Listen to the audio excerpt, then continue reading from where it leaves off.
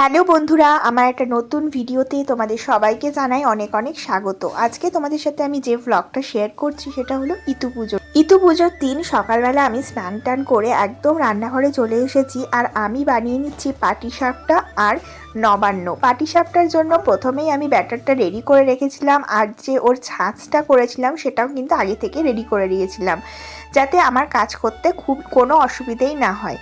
আসলে কি বলতো, ছোট ছোট বাচ্চা নিয়ে কাজ করতে হয়, আর সকালবেলা আমার হাজব্যান্ডও গেছে অফিসে, তাকেও যথেষ্ট পরিমাণে খাবার আর কি লাঞ্চ বানিয়ে দিতে হচ্ছে।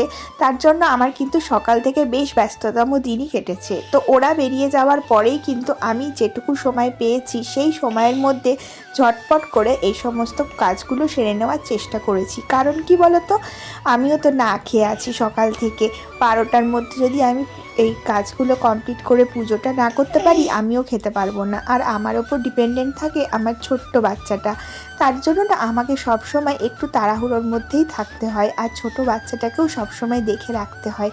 আর আজকে না আমি পাটিসাপটাটা একদম সুন্দরভাবে তৈরি করে নিতে পেরেছি। আসলে ভগবানের জন্য যখন কিছু বানানো হয় না, তার স্বাদ, তার গুণ সব কিছুই যেন অনেক অনেক বেশি হয়ে যায়। আর এই যে নবান্ন বানাচ্ছি, এই নবান্ন রেসিপিটা আমি আমার দিদার সঙ্গে শিখেছি। দিদা কিন্তু নবান্ন খুব সুন্দর বানাতো।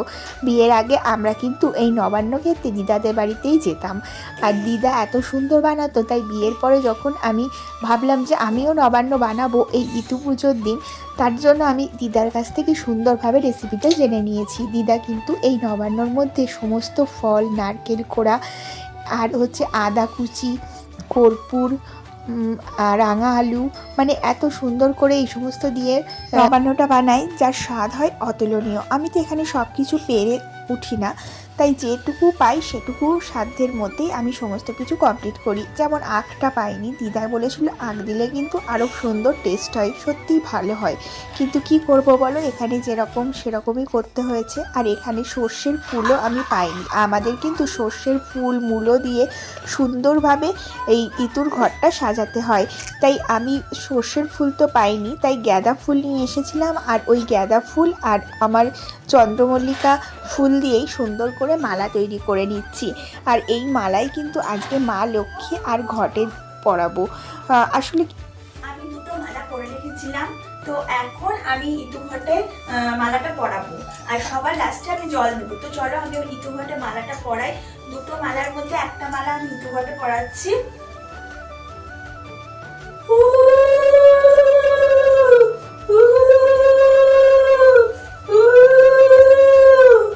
আর একটা মালা বানিয়েছি, সেটা আমি মা লক্ষ্মীর গলায় পরাবো। ফুলগুলো আসলে শুকিয়ে শুকিয়ে গেছে, ছোট্ট হয়ে গেছে মালাটা। ঠিক আছে, ছোট্টই হলো, যা হলো হলো। তাড়াহুড়ো করে একটু মালা বানিয়ে নিতে পারলাম। ঘরটাকে আমি আস্তে আস্তে সাজিয়ে নেবো। এই যে ফুল দিয়েছি, এটা আমার গাছে ফুল ফুটেছিল, এই যে সুন্দর করে সাজিয়ে দিলাম। আর একটা মূলো দেব, এই যে মূলোটাকে এদিকে বসিয়ে দিই। আসলে সর্ষের ফুল টুল সবই দিতে হয়, কিছুই করার নেই, যেটুকু পেয়েছি সেটা দিয়েই করে দিলাম। এবার ফুল দিয়ে আমি পুরো সাজিয়ে দিই। তুলসীর মঞ্জরি, এটাও আমি ঘটে সুন্দর করে দিয়ে দেবো, দুদিকে দুটো, মানে যা পেয়েছি আর কি তাই দিয়ে।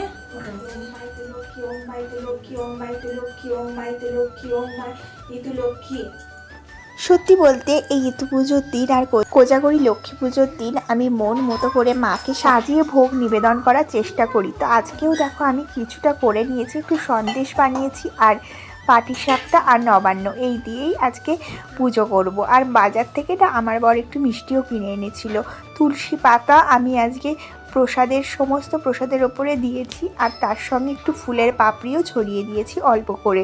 আর এদিকে আমি সুন্দর করে প্রদীপ, ধুনো, ধূপ জ্বালিয়ে আরতিও করে দিলাম। গ্রামে ছিল ব্রাহ্মণী ব্রাহ্মণ, বহু কষ্টে ভিক্ষা করি কাটতো জীবন। পুণ্য ঝুন্ম তাদের 2 মেয়ে ছিল, পিঠে খেতে ব্রাহ্মণের মনে স্বাদ হলো।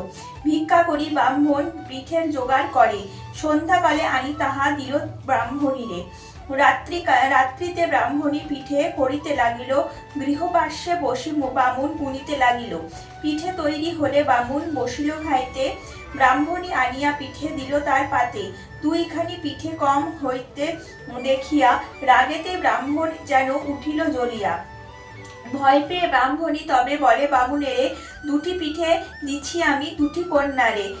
একদা ব্রাহ্মণ আসি ব্রাহ্মণীরে কয়, কন্যাদয়ে লয়ে যাব পিসির আলয়। শুনিয়া ব্রাহ্মণী খুব দুঃখিত হইল, স্বামীর ওপরে কিছু বলিতে নারিল। কন্যা দুটি লয়ে নিজ